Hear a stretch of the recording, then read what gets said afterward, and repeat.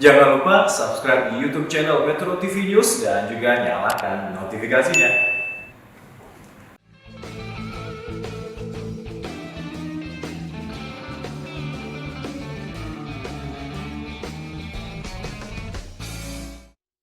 Ada satu masalah yang sampai hari ini memiliki potensi untuk memecah belah bangsa Indonesia. Ingin tahu apa itu? Isu mengenai SARA, di mana perbedaan antara agama, suku, ras ini dibenturkan sedemikian rupa sehingga terkesan perbedaan itu yang menyebabkan bangsa ini tidak bisa maju, tumbuh dan berkembang menjadi bangsa yang besar. Sementara orang menganggap bahwa justru perbedaan itulah yang harus kita syukuri karena inilah anugerah yang diberikan oleh Tuhan kepada bangsa Indonesia. Nah, belakangan isu SARA dimainkan sedemikian rupa dalam politik identitas. Ada kelompok-kelompok yang memanfaatkan isu SARA ini sebagai komoditas politik. Kalau bicara mengenai SARA, salah satu yang selalu muncul ke permukaan adalah perbedaan antara mayoritas dan minoritas dan suku yang sering disebut sebagai tanda kutip suku yang menjadi musuh bersama adalah orang-orang Tionghoa.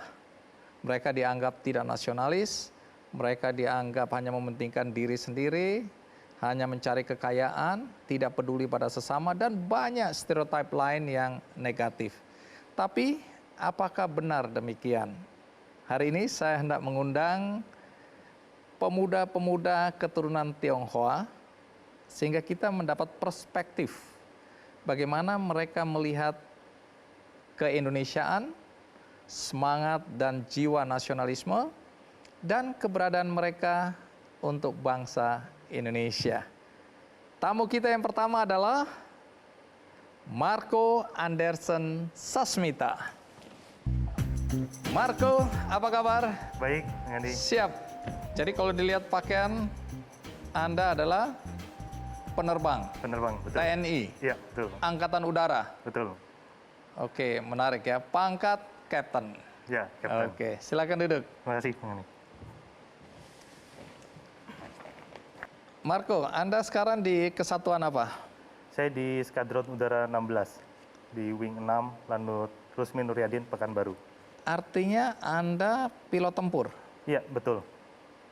Pilot tempur. Iya. Oke, keren. Jadi pesawat yang Anda awaki jenisnya apa?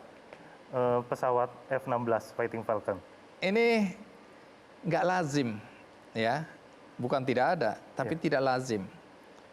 Seorang keturunan Tionghoa menjadi TNI, bahkan kemudian jadi penerbang dan membawa pesawat F-16. Kalau boleh tahu, Anda keturunan Tionghoa beneran? Iya. Beneran itu artinya kedua orang tua Tionghoa? Iya, betul. Kedua orang tua. Anda anak keberapa? Saya anak kedua dari dua bersaudara. Adik atau kakak Anda? Kakak. Kakak. Oke, jadi kakak bukan tentara? Bukan. Jadi Anda sendirian jadi Iya. tentara? Betul. Pilihan sendiri atau pilihan orang tua atau mungkin diajak atau didorong oleh pacar? Pilihan sendiri. Pilihan Iya. sendiri. Jadi sejak kapan Anda merasa tertarik untuk jadi tentara? Awalnya saya cita-cita sebagai pilot, Bang Andi. Oh, jadi Iya. dari dulu udah punya cita-cita jadi pilot? Betul.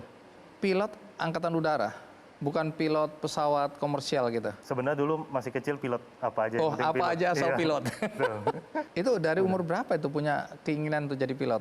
Dari kecil Bang Andi, mungkin dari SD ya. Karena kan dulu Iya. tiap orang pasti nanya cita-cita jadi apa gitu. Iya. Terus banyak orang bilang, gantungkanlah cita-cita setinggi langit. Kita lihatlah langit. Oh. Ya, disitulah baru lewat pesawat. Jadi begitu ditanya, Jadi cita-cita pilot. pilot. Jadi begitu lihat ke atas, oh iya di langit ada pesawat.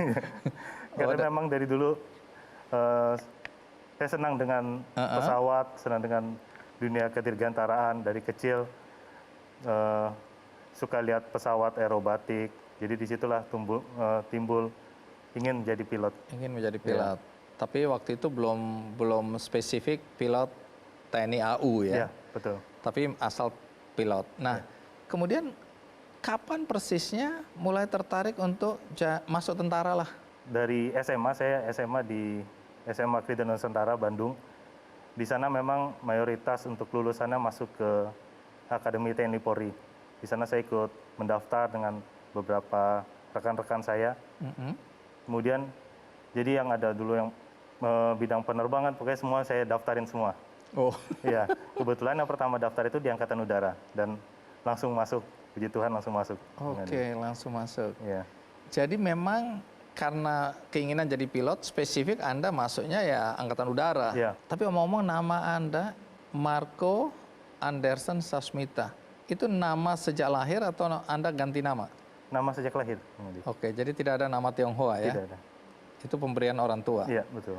Baik, sebelum kita lanjutkan, bagaimana awal mula Anda mendaftar, kemudian apakah ada diskriminasi selama Anda jadi taruna maupun selama menjadi tentara? Kemudian tentu pandangan orang tua nih. Anda udah berkeluarga, Bu? Sudah. Nah, pandangan istri nanti juga saya ingin tahu ya. Ya. Tapi sebelum kita lanjutkan, kita simak dulu tayangan berikut ini.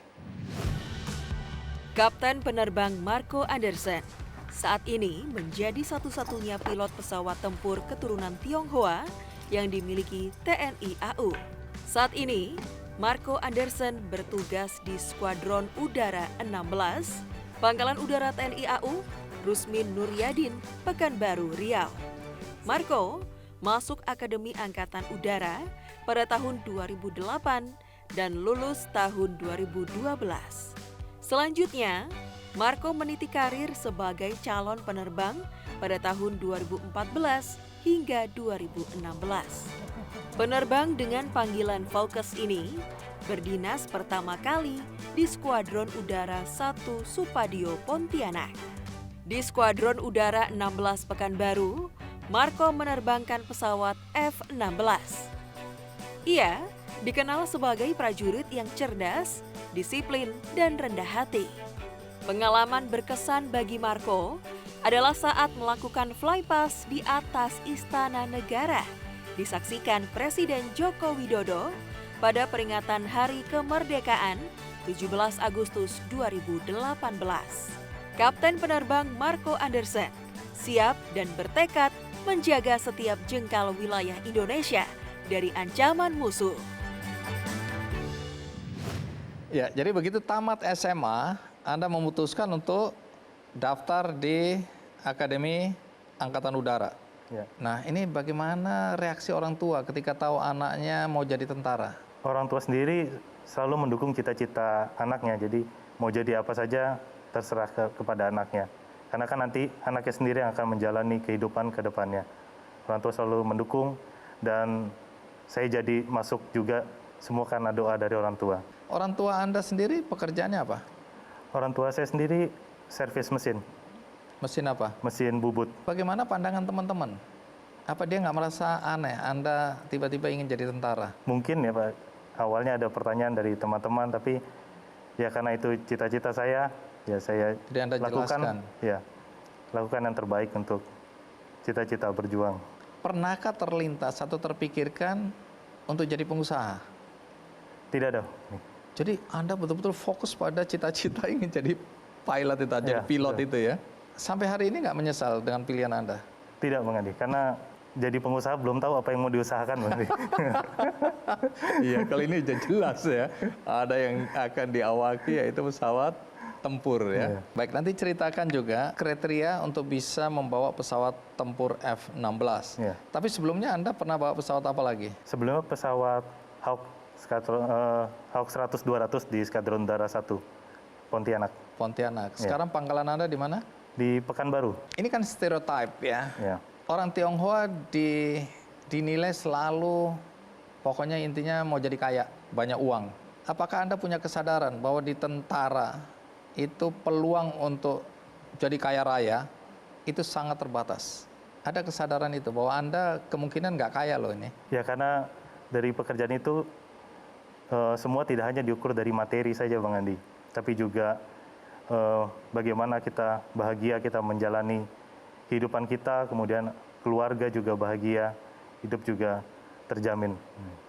Oke, jadi menurut Anda Ini pilihan ya. Ya, betul. Nah, kalau tadi orang tua nggak keberatan, bahkan mendukung, Ya. istri bagaimana? Istri juga mendukung Bang Andi, karena memang dari sebelum menikah juga saya sudah di tentara, sehingga dia sudah tahu pekerjaan saya, juga bagaimana kehidupannya. Jadi memang sudah menerima apa adanya Bang Andi. Oke. Jadi ketemunya memang udah tentara ya. Betul. Apakah istri Anda orang Tionghoa juga? Bukan, istri saya dari Batak. Bang Andi. Oh, oke. Tadi disebutkan di video tadi tayangan bahwa Anda adalah pilot satu-satunya keturunan Tionghoa, pilot pesawat tempur, betul? Iya, betul. Kalau sebelumnya ada juga Bang Andi, tapi sudah pensiun. Gitu. Oke, jadi sekarang Anda satu-satunya. Iya, betul. Baik. Sekarang umur berapa ya kalau boleh tahu? Sekarang umur 31 tahun. Tentu orang-orang ingin tahu juga, adakah perlakuan yang berbeda Anda ketika masih taruna sebagai keturunan Tionghoa? Apakah ada diskriminasi di situ? Iya. Dan selama Anda menjadi tentara, apakah ada perlakuan yang berbeda? Berbeda itu tentu lebih jelek daripada teman-teman yang lain, bukan lebih istimewa. Nanti Anda ceritakan. Sekarang kita rehat senak, ikuti terus Kick Andy. Nah, untuk bisa jadi pilot F-16 itu apa syaratnya?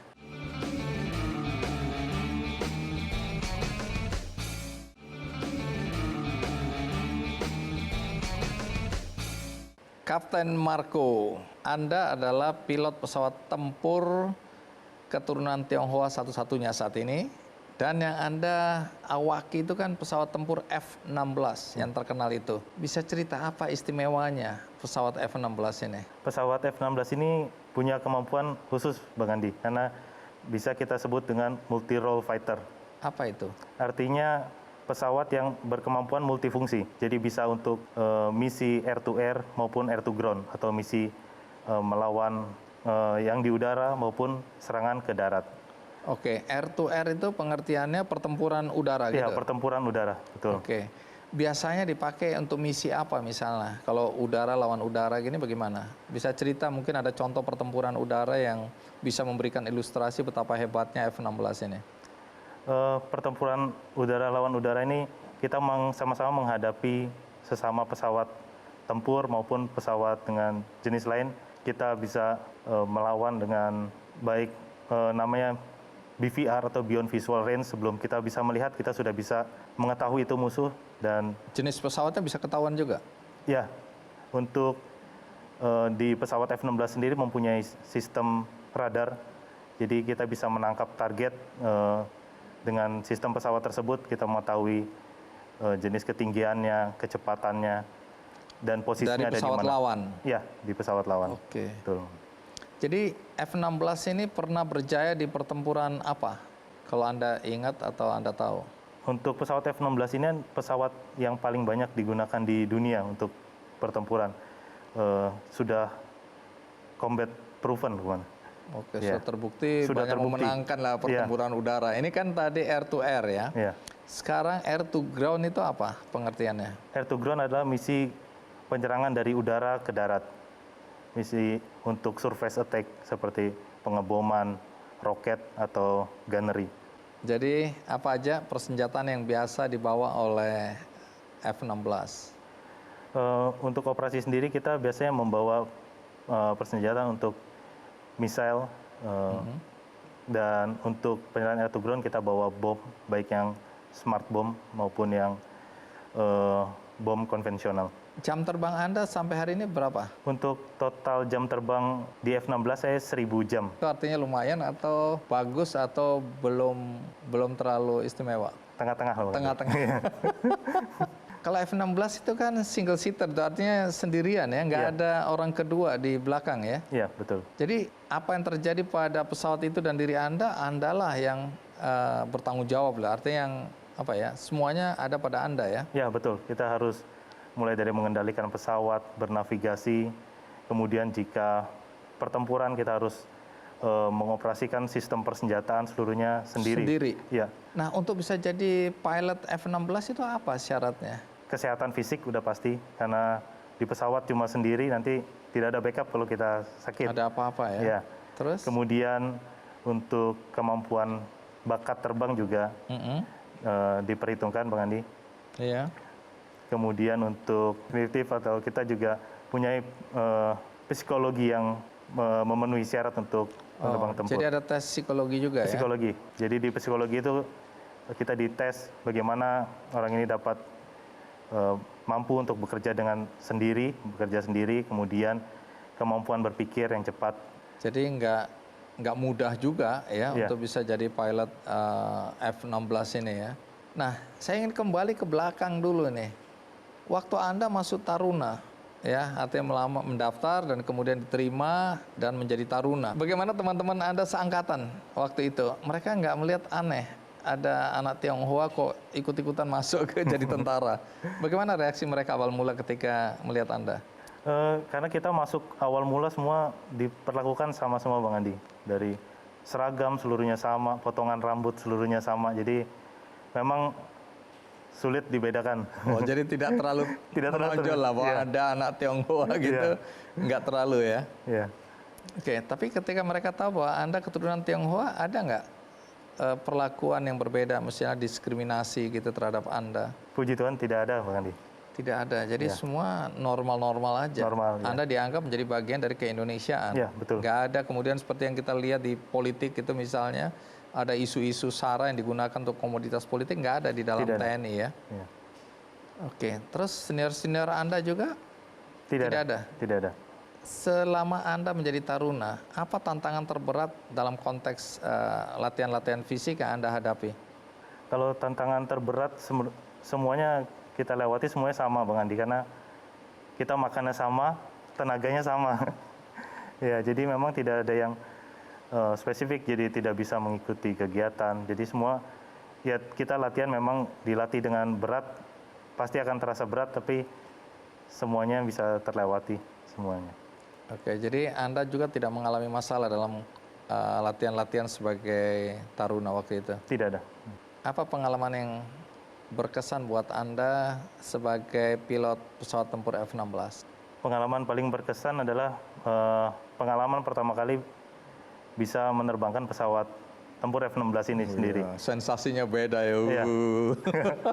Karena setelah sekian lama berlatih, akhirnya bisa membawa pesawat F-16. Ya pertama kita berlatih, kemudian juga cita-cita dari Benar-benar kecil terbang, itu iya. akhirnya bisa tercapai. Oke, itu jadi pengalaman pertama itu yang Iya, paling berkesan pengalaman ya. pertama, betul. Ke depan, apa cita-cita yang Anda ingin wujudkan? Jalani profesi yang sekarang dengan sebaik-baiknya agar menjadi penerbang F-16 yang handal yang bisa menjaga wilayah negara kesatuan Republik Indonesia. Dan sekarang kan punya begitu banyak pilihan, tapi Anda memilih untuk menjadi Tentara Nasional Indonesia. Dan bagi sebagian orang yang melihat Anda, mereka meyakini bahwa ya inilah semangat nasionalisme yang Anda tunjukkan sebagai pemuda keturunan Tionghoa untuk membela bangsa Indonesia. Jadi hari ini kita bisa melihat ada Kapten Marco, ya, pilot pesawat tempur F-16. Dan ini kan kebanggaan Indonesia juga. Ya. Ada yang ingin Anda sampaikan sebelum kita akhiri percakapan ini? Kejarlah mimpi setinggi-tingginya, berusahalah sebaik-baiknya, kemudian berusaha yang terbaik, bukan hanya bagi diri sendiri, tapi juga bagi orang lain di sekeliling, kemudian juga bagi masyarakat dan juga bagi bangsa Indonesia. Oke, merdeka! Merdeka!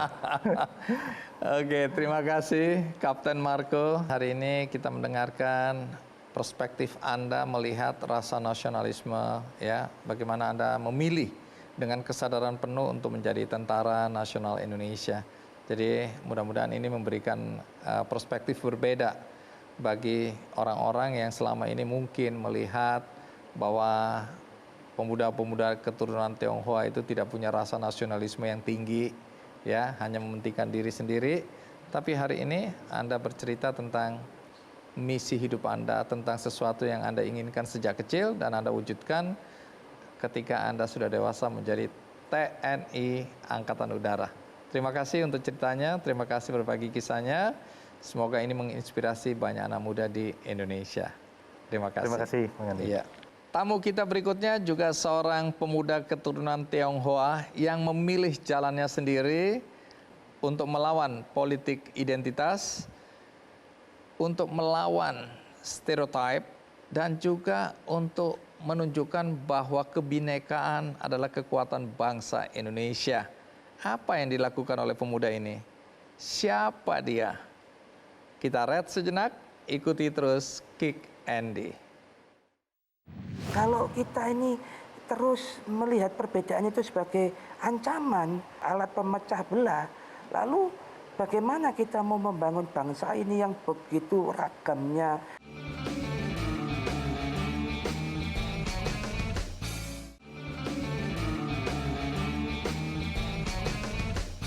Tamu kita berikutnya seorang pemuda yang dengan gigih terus memperjuangkan persatuan, kesatuan, dan mendorong anak-anak muda untuk menghargai perbedaan. Bahwa kebinekaan adalah anugerah Tuhan yang luar biasa bagi bangsa Indonesia. Apa yang dilakukan oleh anak muda ini? Siapa dia sebenarnya? Mari kita sambut Michael Andrew. Michael, ya terima kasih Michael Iya, sudah Pak. mau hadir di acara Kick Andy. Ini ada buku sama Buku apa ini? Nah, itu tentang Tionghoa, narasi memori. Kumpulan narasi memori ada aku di antara Tionghoa dan Indonesia. Terus ini apa nih? Rumah Bhinneka. Ini pinnya kami. Oh, rumah bagi keberagaman. Betul. Oke, jadi nanti aku pakai ini ya. Iya. Oke, terima kasih. Silakan duduk Michael. Iya. Michael, aku tetap ingin tanya. Jadi Michael Andrew ini nama sejak lahir? Nama sejak lahir asli. Bukan ganti nama. Bukan ganti nama. Kedua orang tuamu keturunan Tionghoa? Keturunan Tionghoa. Dua-duanya, ayah dan ibu? Ayah dan ibu. Oke. Sekarang usiamu berapa? Sekarang 25 tahun menuju ke 26.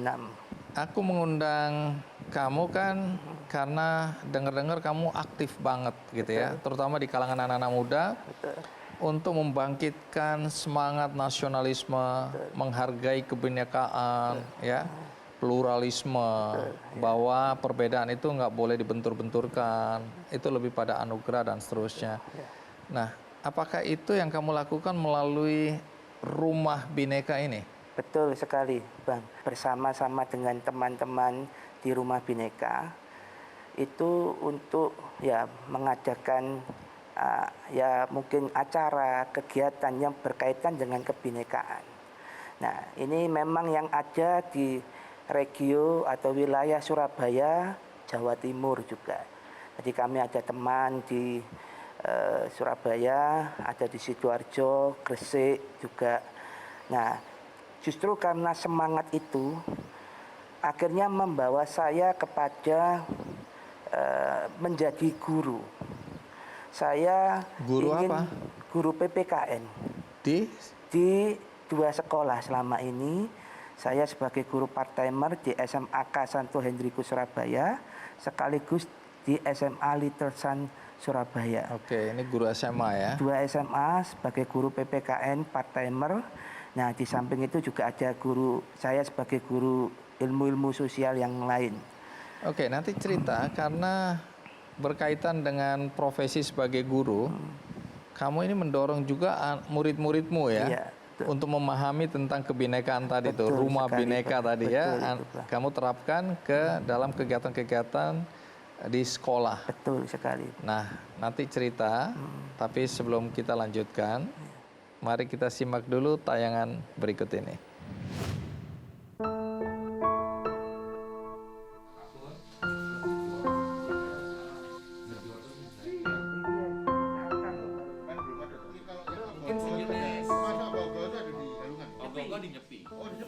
Saya pikir ketemu Michael ini kan, ini ada anak muda, ini padahal konsumsinya ini untuk orang dewasa, ini ada anak muda yang tertarik dengan ini. Nah, ini kan bagi saya sesuatu yang menarik itu.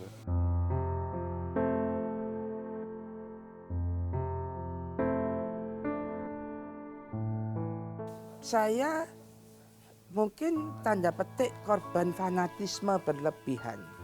saya lahir dari keluarga Tionghoa. Dua-dua orang tua saya juga Tionghoa, penganut Kristen, taat. Bahwa kebenaran-kebenaran itu akhirnya saya terbukakan. Oh, dari situ tuh saya mempelajari satu-satu. Oh, ini loh kekayaan kita.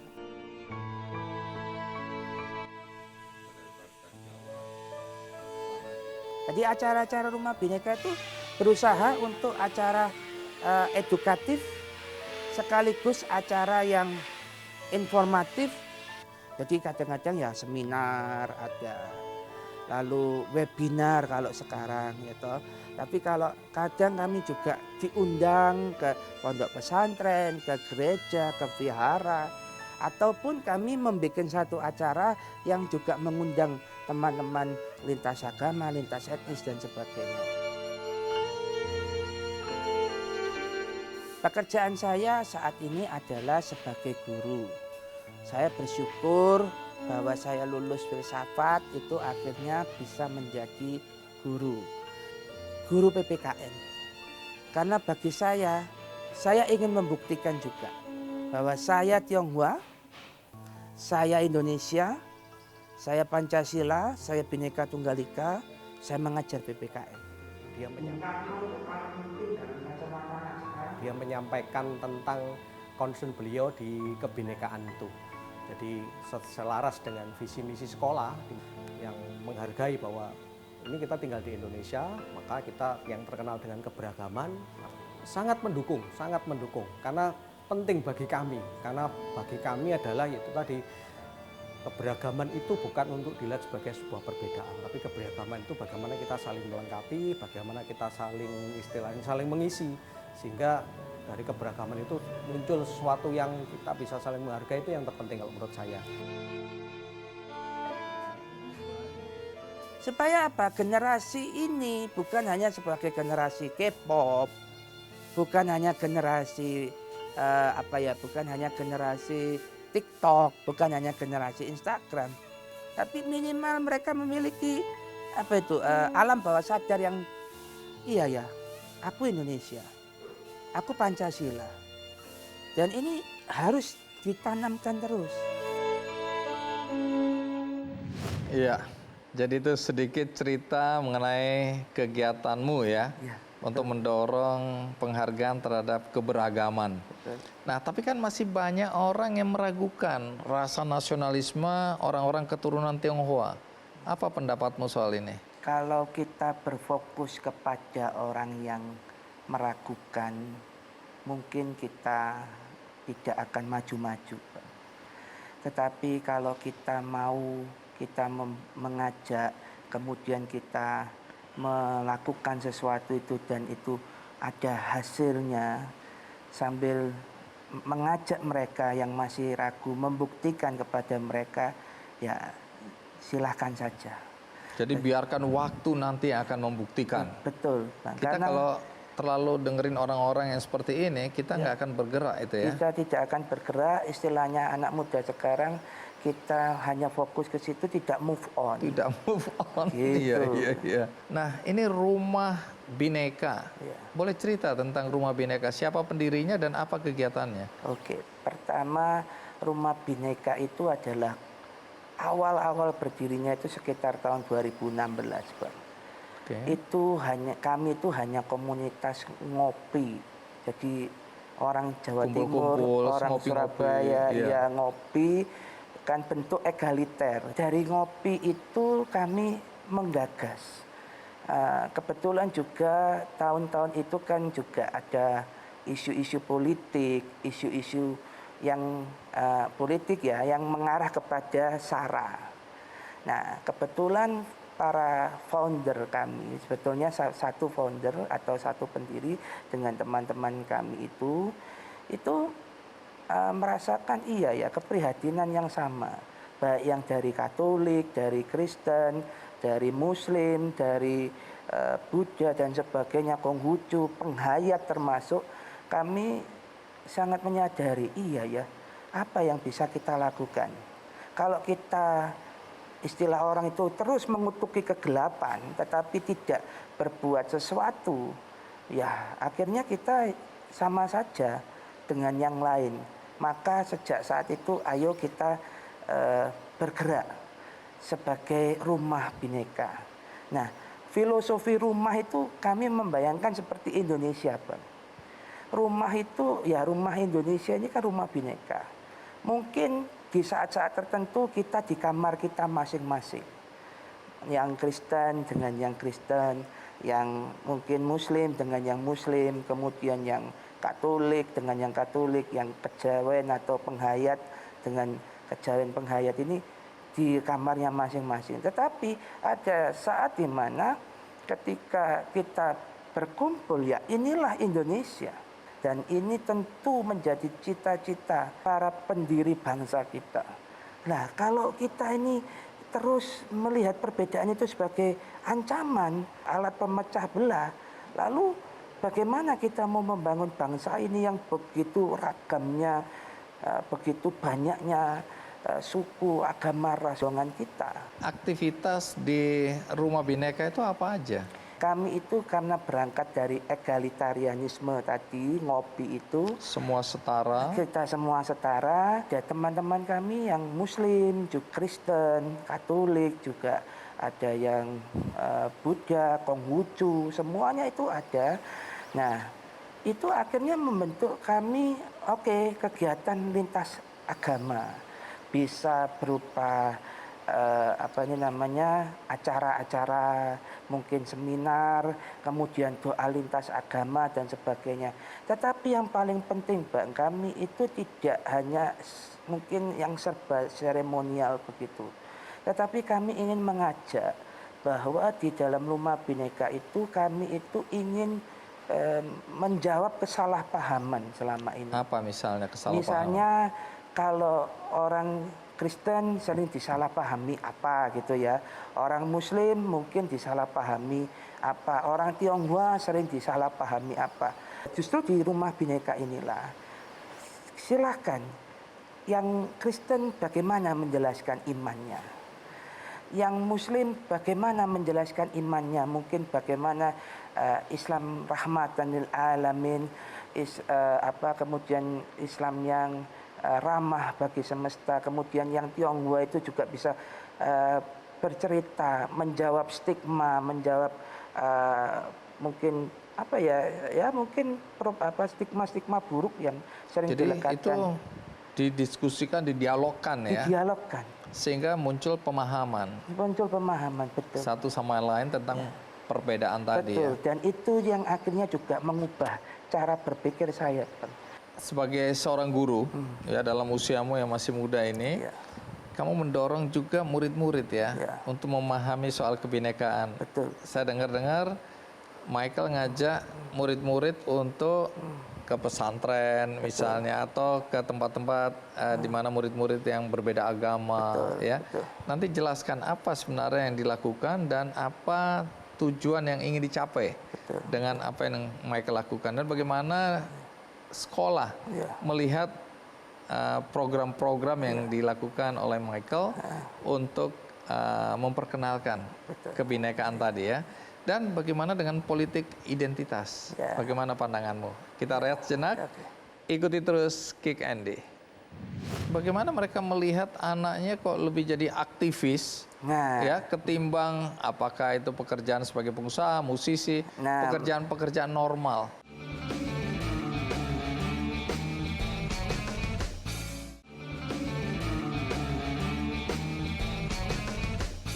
Terima kasih Anda masih bersama saya di acara Kick Andy dan masih bersama Michael Andrew. Kita masih bicara tentang bagaimana pandangan Michael ya dalam aktivitasnya di Rumah Bineka bersama teman-teman mendorong terutama pemikiran-pemikiran yang terbuka tentang perbedaan. Akhir-akhir ini politik identitas ya yang menjadikan perbedaan suku, ras, agama ini sebagai komoditas politik oleh kelompok-kelompok tertentu. Nah ini kan cenderung menimbulkan konflik, memecah belah masyarakat. Seakan-akan kita ini bukan lagi di bawah satu atap keindonesiaan tadi. Kita berbeda-beda dan perbedaan itu harus dibenturkan. Pandanganmu tentang ini bagaimana? Nah itu yang menjadi tantangan kami semua. politik identitas itu mungkin bagi sebagian orang itu sangat sangat menguntungkan mereka. Tetapi sekali lagi dalam konteks keindonesiaan, dalam konteks kebinekaan, justru itu memang sangat menciderai. Itu yang perlu tanda petik kita lawan politik identitas itu dengan politik keberagaman, kalau mungkin istilahnya itu disandingkan dengan istilah politik. Tetapi ya bagaimana kita bisa melakukan itu ya dengan mengajak orang untuk ayo kita ini membuat gerakan rumah bineka yang lain di seluruh Indonesia, dan kita pun bisa saling berjejaring, bisa saling bekerja sama, bisa saling membangun. Kita bisa tahu ada permasalahan tertentu di kota A, ada permasalahan tertentu di kota B, ya ayo kita saling membangun, saling istilah PPKN-nya itu berintegrasi nasional. Mungkin sebagian orang nggak tahu apa itu PPKN itu. Pendidikan Pancasila dan kewarganegaraan. Oke, dulu zaman aku kecil namanya civic. Civics ya, mungkin beberapa sekolah internasional menggunakan istilah civics. Oke, nah Michael, omong-omong orang tuamu pekerjaannya apa ya? Ayah saya adalah guru piano, jazzer, musisi jazz, piano. Oke. Juga salah satu muridnya almarhum Pak Bubijen. Kalau ibu apa? Ibu itu ibu rumah tangga. Bagaimana mereka melihat anaknya kok lebih jadi aktivis? Ya, ketimbang apakah itu pekerjaan sebagai pengusaha, musisi, pekerjaan-pekerjaan normal. Ya kalau jadi guru oke lah. Tapi ini guru yang aktivis. Nah, pada awalnya kadang-kadang juga ada pandangan. Biasa kan kalau dalam keluarga Tionghoa, apalagi Surabaya, kamu nanti mau kerja apa? Saya itu sudah kuliah filsafat, saya itu sudah kuliah apa? Itu karena awalnya kamu mau jadi apa kalau kuliah filsafat?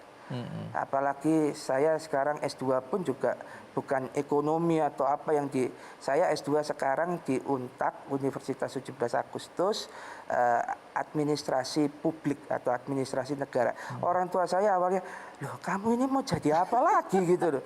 Nah, termasuk juga kadang-kadang saya belajar mungkin mengaji atau membaca sebagian agama-agama lain. Agamamu ini apa gitu loh. Nah, kadang-kadang itu orang tua saya itu sampai bingung sendiri. Iya, tapi bagaimana menjelaskannya? Nah, saya akhirnya menjelaskan bahwa justru inilah Indonesia. Inilah keberagaman dan juga inilah passion saya, dan juga saya juga ingin membuktikan juga kadang-kadang bahwa orang Tionghoa itu mungkin berdagang itu tidak salah, tetapi apakah pekerjaan itu harus dagang bagi orang Tionghoa? Sekarang kan jadi Pak Guru nih di 2 SMA. Betul. Dengar-dengar ada program untuk membawa murid-murid melihat perbedaan itu dengan misalnya murid agama Kristen atau Katolik ke pesantren, ya, dan sebaliknya. Betul. Ini apa yang Anda lakukan ini? Nah, inilah salah satu buah yang saya petik juga dari Rumah Bineka. Apa itu? Bahwa menjawab kesalahpahaman itu tadi. Bagaimana membangun dialog, bagaimana membangun kebuntuan atau menjawab kebuntuan dialog itu dengan mengajak mereka. Nah, ini kadang-kadang yang disenangi sama murid-murid saya. Hore, sama Pak Michael pasti jalan-jalan. Karena saya bersyukur sekali di 2 sekolah ini selalu didukung. Hanya karena pandemi ya akhirnya tidak bisa. Tetapi saya mengajak mereka itu untuk melihat secara langsung. Tujuannya apa ini? Supaya mereka punya alam bawah sadarnya mereka. Begitu mereka ingat itu, mereka langsung ingat, oh iya ini ada kebinekaan. Oh iya di sini, atau saya dulu pernah diajak oleh Pak Michael, bukan Pak Michaelnya, tetapi kebinekaannya, sehingga meminimalisir kesalahpahaman itu tadi, Pak. Jadi mereka bukan belajar hanya sebatas di atas kertas buku, tapi mereka juga melihat kenyataan langsung ya, dalam kehidupan sehari-hari. Mereka saya dorong untuk bertanya. Bertanya justru dengan hal-hal yang mungkin sensitif. Misalnya orang Kristen atau murid-murid saya yang Kristen Katolik, saya minta kenapa sih di Muslim tidak boleh makan babi misalnya seperti begitu. Oh, dijelaskan bukan dari katanya, tetapi dari sumber primer. Begitu Pak. Jadi bagaimana menjawab kesalahpahaman itu tadi.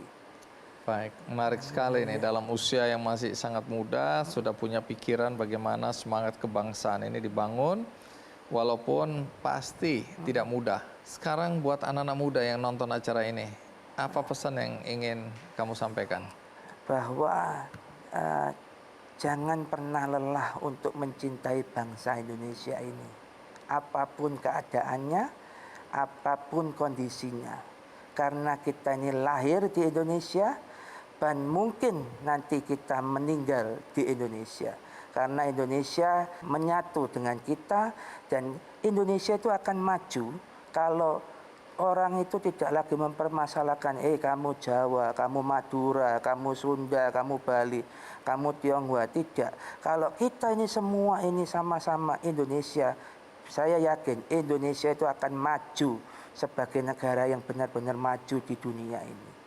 Begitu. Oke, menarik. Tapi omong-omong tadi kan di awal aku diperlihat, ini buat aku ya? Ya, Bu. Oke, ini buku Ada Aku di Antara Tionghoa dan Indonesia. Ya. Jadi dari keseluruhan tulisan di dalam buku ini, pesan moralnya apa? Nah, itu buku itu, Bang, mohon izin saya jelaskan sedikit. Itu digagas oleh salah satu teman kami, yakni Gus Aan Ansori dan juga beberapa teman yang lain. Itu untuk menjawab stereotip tentang Tionghoa. Termasuk juga ada tulisan saya dan 71 penulis yang lain, karena di situ ada 72 penulis. Itu isinya seperti quote unquote atau tanda petik buku pengakuan dosa. Baik yang melakukan diskriminasi maupun yang merasakan diskriminasi. Michael, terima kasih sudah berbagi cerita dengan kami di sini, kepada penonton juga ya. Mudah-mudahan ini juga sekali lagi melihat keindonesiaan dari perspektif yang utuh, bahwa ada berbagai perbedaan, suku-suku bangsanya juga, bahasanya, agamanya, tapi kita dalam satu atap, yaitu Indonesia. Berikutnya saya akan mengundang seorang perempuan menjadi tamu kita, juga keturunan Tionghoa. Dia lebih dikenal dalam kegiatan sebagai aktivis HAM, tapi belakangan dia mencoba memberikan pemahaman kepada banyak orang tentang hak-hak mereka, siapapun itu, termasuk para petani. Apa yang dilakukan oleh perempuan ini? Tunggu sejenak, saya akan segera kembali. Ikuti terus Kick Andy. Perjuangan tidak hanya bisa struktural dengan aturan hukum, tapi juga harus ada perubahan kultur, cara berpikir, baik orang-orang yang duduk dalam pemerintahan, dalam parlemen, maupun juga masyarakat luas.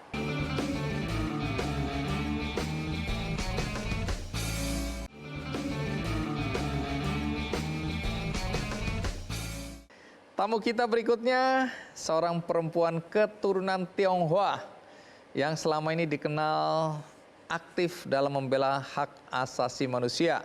9 tahun yang lalu saya pernah mengundang tamu kita ini hadir di acara Kick Andy berkaitan dengan kisahnya yang diceritakan dalam buku Mereka Bilang Aku Cina. Nah, apa yang sekarang dia lakukan? Karena dengar-dengar dia juga terus berjuang untuk kesadaran bagi setiap individu tentang hak-hak mereka, termasuk di dalamnya masalah pangan. Apa sebenarnya yang dia lakukan? Mari kita sambut Esther Indahyani Yusuf. Esther, ketemu lagi setelah 9 tahun. Apa kabar? Sehat? Sehat banget. Oke, silakan duduk. Jadi, mungkin sebagian penonton waktu itu belum menyaksikan perbincangan kita 9 tahun yang lalu. Jadi pertanyaan aku ulang, apakah benar kedua orang tua Anda keturunan Tionghoa? Benar. Oh benar. Esther Indahyani Yusuf Apakah itu nama sejak lahir? Iya, Tidak ada nama Tionghoa. ada diberikan oleh untuk internal keluarga saat itu. Saya adalah Sim Ailing. Kenapa harus punya dua nama? Pakai nama internal dan eksternal gitu. Nama Chinese itu memang diberikan dalam keluarga dan saat itu kan memang politik masih belum baik ya, masih diskriminatif pada warga negara Indonesia yang etnis Tionghoa. Jadi nama Tionghoa saya itu hanya untuk keluarga saja saat itu. Jadi profesi Anda sekarang apa? Profesi advokat dan juga saya pekerja sosial, saya mahasiswa. Banyak sekali kegiatan dalam hidup Anda ini. Seru itu, Pak. Oke. Nah, sedikit ke belakang ya supaya siapapun yang menonton acara ini baik yang belum pernah mendengarkan cerita tentang Anda atau mungkin sudah mulai lupa-lupa karena 9 tahun yang lalu, saya kan tadi menjelaskan bahwa Anda ini adalah aktivis hak asasi manusia. Nah, bisa cerita karena ini kaitannya dengan Anda pernah di LBH Jakarta ya. Apa yang Anda lakukan ketika menjadi aktivis HAM dulu? Dulu saya memang fokus di bidang penegakan HAM, khususnya bidang sipil, politik, pidana ya.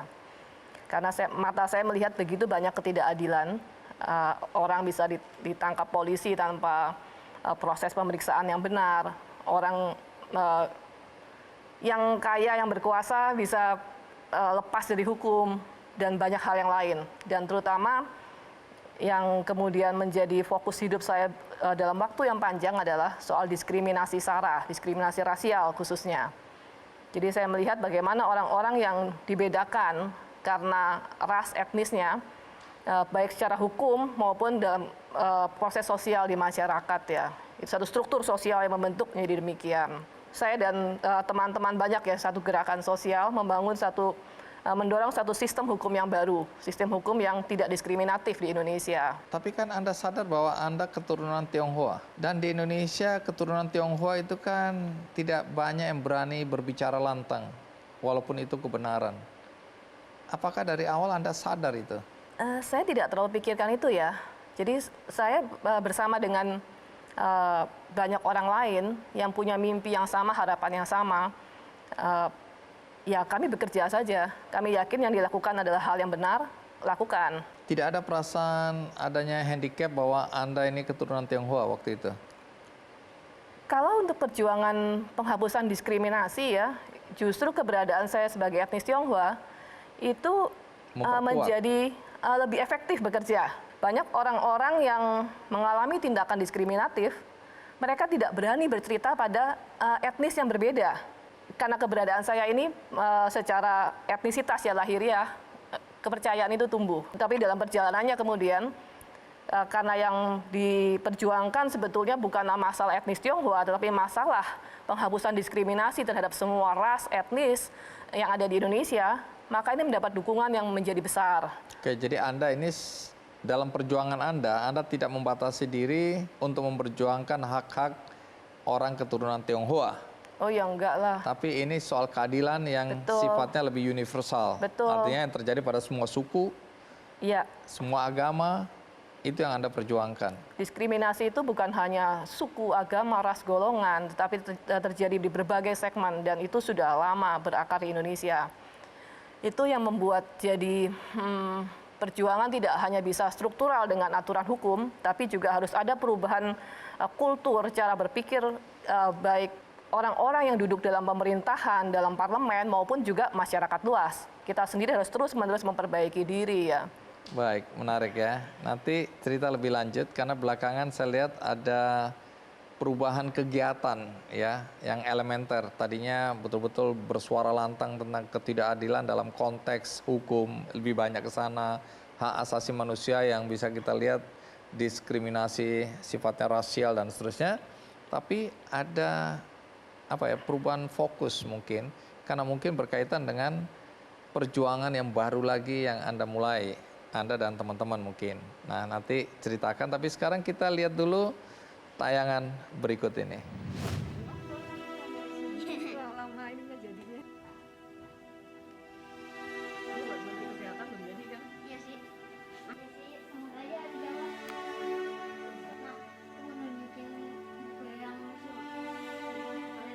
Keadilan harus diperjuangkan. Begitulah yang dilakukan Esther Indahyani Yusuf. Esther adalah aktivis HAM yang lantang menyuarakan penegakan hukum. Gerakan anti diskriminasi dan anti rasialisme yang ia perjuangkan tidak terbatas pada pembelaan terhadap etnis Tionghoa, namun bagi semua etnis. Biasain kamu kalau ini ya dapat berita, kamu tuh selalu ngecek dari bukunya. Pada Juni 1998, Esther mendirikan Yayasan Solidaritas Nusa Bangsa dengan misi agar setiap manusia dihargai harkat dan martabatnya secara setara. Bersama rekan-rekannya, Esther mensosialisasikan ide tentang rancangan undang-undang penghapusan diskriminasi ras dan etnis yang disahkan menjadi undang-undang pada 2008. Atas kerja kerasnya sebagai seorang aktivis HAM, Esther mendapat beberapa penghargaan.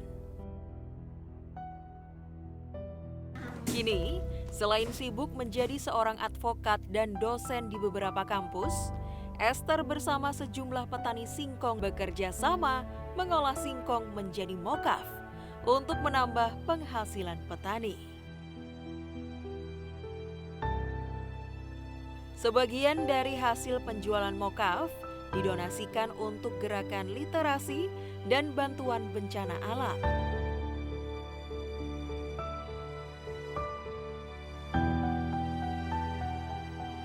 Di sela kesibukannya, Esther masih terus belajar dan saat ini mengambil studi kesehatan masyarakat di Universitas Indonesia.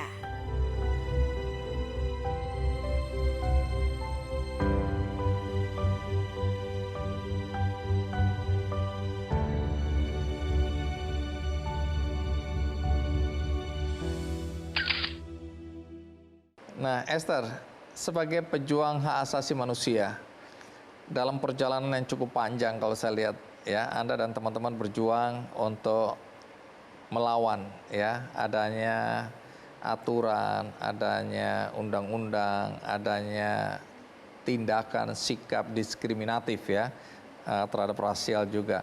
Tapi di antara perjuangan ini apa yang sudah berhasil, yang Anda dan teman-teman berhasil selesaikan, dan apa yang sampai hari ini masih menjadi isu yang belum tuntas? Kalau yang nyata memang perubahan sistem hukum.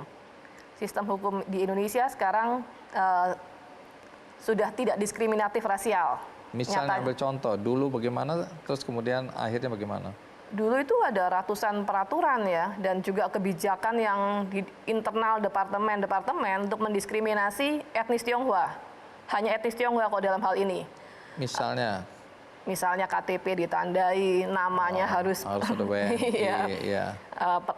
Kegiatan budaya dan lain-lain yang dilarang. Ya, sekarang itu semua dibolehkan. Tetapi memang tetap artinya kita sendiri sebagai masyarakat harus menjaga satu sama lain. Karena memang saya lihat juga pendidikan ke masyarakat itu yang sangat kurang. Bukan hanya masyarakat ya, tetapi keseluruhan birokrasi pun masih berproses dalam belajar menghargai perbedaan-perbedaan yang ada. Kalau dari keberhasilan, sistem hukum berubah. Kalau dari yang belum berhasil, kasus-kasus pelanggaran HAM, kasus-kasus SARA di masa lalu itu memang belum selesai. Dan yang pasti, seperti saya sampaikan tadi, sistem pendidikan kita itu belum secara signifikan membuat perubahan cara berpikir.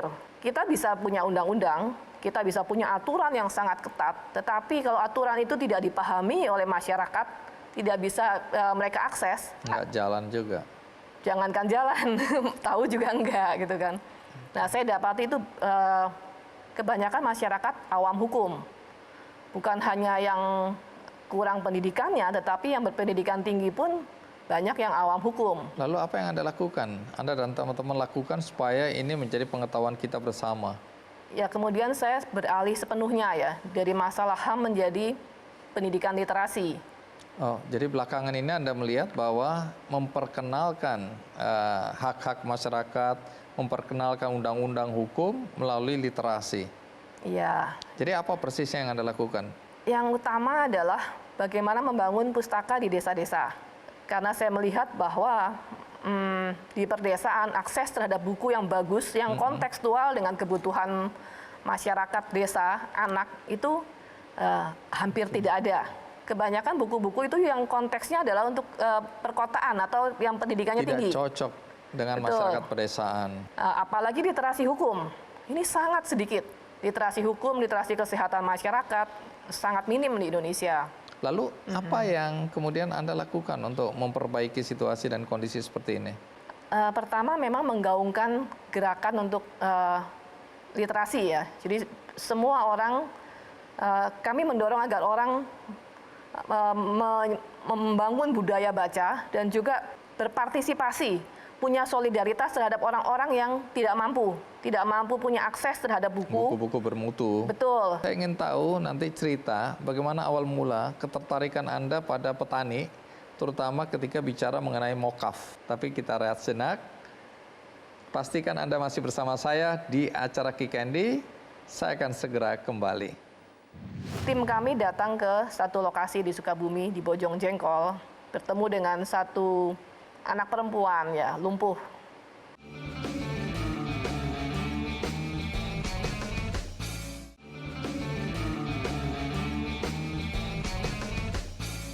Esther, menarik sekali ya perjalanan hidup Anda. Gadis keturunan Tionghoa bersuara lantang mengenai hak-hak asasi manusia, termasuk di dalamnya ada pembelaan terhadap keturunan Tionghoa karena ada diskriminasi di situ. Tapi pada dasarnya kan Anda ingin berperan lebih dari itu, menyuarakan ketidakadilan bagi suku apapun juga, bagi agama apapun juga, bagi profesi apapun juga.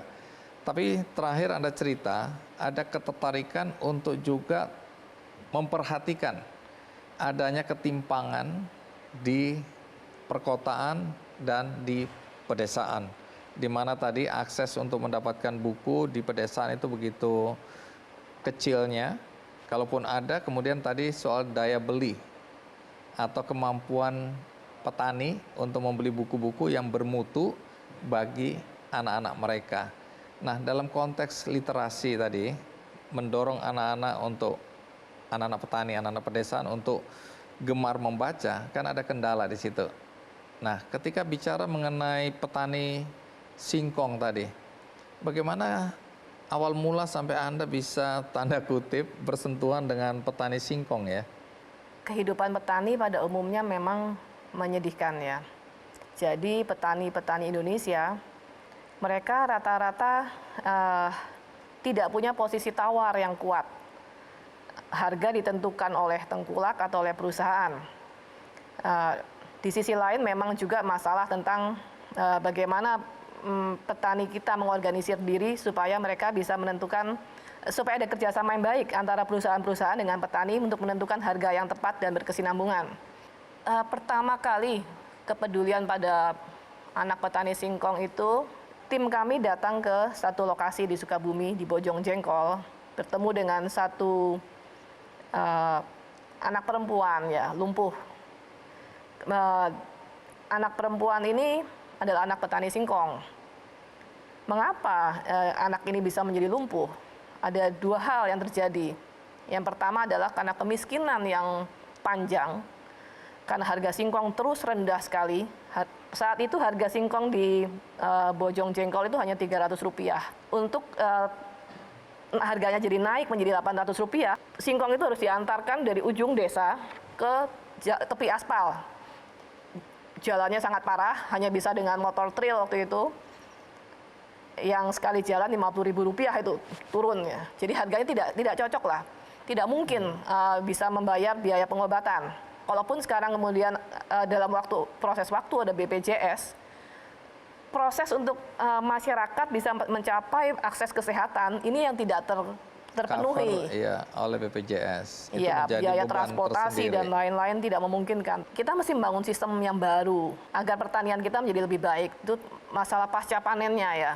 Jadi singkong ini kan 1 minggu sudah mulai membusuk kalau begitu dipanen. Dan seringkali ini kemudian menjadi posisi tawar yang sangat lemah. Apalagi saat mereka panen raya bersama-sama, menjual bersama-sama, harganya sangat murah. Itu yang kemudian menjadi carut marut dengan import singkong, produk-produk singkong dari luar yang harga semakin jatuh. Jadi itu semua yang mendasari Anda kemudian tertarik untuk mulai juga membela tanda kutip. Ikut bersama-sama dengan mereka ya. Oke, jadi apa yang Anda dan teman-teman lakukan untuk tanda kutip memperbaiki situasi dan kondisi ini? Belum banyak yang kami lakukan. Kalau sekarang yang utama adalah bagaimana mengangkat masalah ini untuk mendapatkan perhatian dari negara. Bagaimana negara memikirkan dan membuat program untuk mensubsidi dan mensubsidi petani keseluruhan, lalu kemudian membangun industri-industri untuk menampung produk pasca panen. Ini sangat penting. Semua proses untuk pertanian ini harus diutamakan di Indonesia, terutama saat-saat ini. Kita menghadapi masa kemungkinan akan ada kelangkaan pangan. Negara-negara lain itu semua bersiap, mereka menahan pangan sebanyak-banyaknya, menyimpan, terutama membatasi akibat ekspor. pandemi COVID ini. COVID dan perubahan iklim ya, Bang Andi. Perubahan iklim jelas sekali. Di Indonesia pun kelihatan perubahan musim yang membuat gagal panen, membuat banjir, dan segala macam kendala di alam ini akan sangat berpengaruh pada ketersediaan pangan kita. Dan masalah utama juga adalah kita sangat terbiasa makan produk dari beras padi. Kalau belum makan nasi, itu belum makan. Dan yang kedua, kita sangat tergantung pada tepung terigu. Iya. Jadi 2 produk ini yang menurut saya ini menjadi rawan buat kita semua. Kalau tidak ada beras padi, gagal panen, kita akan menghadapi situasi sosial yang bisa terjadi segregasi itu. Yang kedua, kita tergantung pada import ya, gandum dari luar. Baik, itu menjadi masalah pokok. Itu yang menjadi untuk masalah perhatian pangan. Anda sekarang ini ya. Betul, jadi kita mesti membiasakan diri kita untuk berpikir merdeka, berpikir kritis terhadap keadaan yang ada, menjaga ketahanan pangan negara kita sendiri, bangsa kita sendiri. Kalau semua ini diabaikan, apa yang terjadi? Kalau terjadi kelangkaan pangan, kemungkinan adalah orang-orang yang punya modal cukup akan menyimpan banyak untuk diri mereka sendiri. Lalu orang-orang yang di perkotaan, terutama yang di perkotaan ya, yang tidak punya akses terhadap bahan pangan, ini yang akan paling menderita. Kalau di pedesaan, ini tergantung wilayahnya. Kalau wilayahnya cukup menghasilkan pangan, misalnya para petani singkong atau petani jagung, mereka bisa bertahan. Tetapi yang tidak punya lahan berbeda. Di sini? Pasti. Ada contohnya kan ada di banyak negara ya, puluhan negara yang begitu mengalami kelangkaan pangan, bukan hanya konflik sosial yang terjadi ya, tapi juga goncangan politik. Nah sekarang ini adakah sesuatu yang ingin Anda sampaikan agar Indonesia bisa menjadi bangsa yang lebih rukun, ya, lebih bersatu, terhindar dari perpecahan? Baik kita menyadari kembali bahwa kita ini adalah bangsa Indonesia, kita bagian dari bangsa Indonesia yang bukan hanya memikirkan hak. Saya bangsa Indonesia, saya punya hak A, B, C, D, E. Tapi juga punya kewajiban untuk berbagai hal di negara kita. Peduli pada keadaan bangsa, membangun bangsa. Punya solidaritas sosial. Bagaimana itu bisa terjadi? Pertama adalah kita mesti membangun budaya baca kita. Kita mesti mau belajar, menggali informasi, menggali data dengan baik, supaya kita bisa menjadi kritis terhadap keadaan. Jadi bukan saling menyalahkan, bukan saling membanggakan diri sendiri, atau bertindak hanya untuk kepentingan diri dan kelompok. Tapi bertindaklah untuk kepentingan bersama, pikirkan kepentingan bersama. Terima kasih Esther untuk kedua kalinya ya ada di acara Kikendi. Semoga apa yang Anda sampaikan memberikan pencerahan, perspektif yang berbeda untuk melihat persoalan bangsa ini. Jadi terima kasih. Itu tadi perbincangan saya dengan Esther menutup episode kali ini mengenai bagaimana pandangan sebagian dari masyarakat tentang etnis Tionghoa. Lepas dari ada persoalan, tetapi pesan yang disampaikan tadi adalah semangat untuk melihat perbedaan dari perspektif yang positif. Mudah-mudahan ini memberikan pandangan yang berbeda bagi kita semua dalam melihat keindonesiaan. Dan di akhir acara seperti biasa saya ingin berbagi buku dengan judul Jalan Panjang untuk Pulang, sekumpulan tulisan persinggahan Agustinus Wibowo. Nah, bagi Anda yang ingin membaca petualangan Agustinus Wibowo, buku ini bisa Anda miliki dengan cara yang mudah, yaitu dengan mengikuti kuis di Twitter Kick Andy Show dan juga bisa melalui undian di website kickandy.com. Dan bagi Anda yang tadi baru saja mengikuti episode kali ini dari tengah, tidak dari awal, jangan khawatir karena ada tayangan ulangnya di metrotvnews.com dan ada cuplikannya di YouTube Kick Andy Show. Bagi Anda yang ingin berbuat baik, ada cara yang mudah, yaitu dengan mengklik benihbaik.com. Di situ Anda bisa tentukan siapa saudara-saudara kita yang ingin Anda bantu. Semoga kisah hari ini memberikan perspektif dalam melihat bangsa kita dari sudut pandang positif. Sampai jumpa.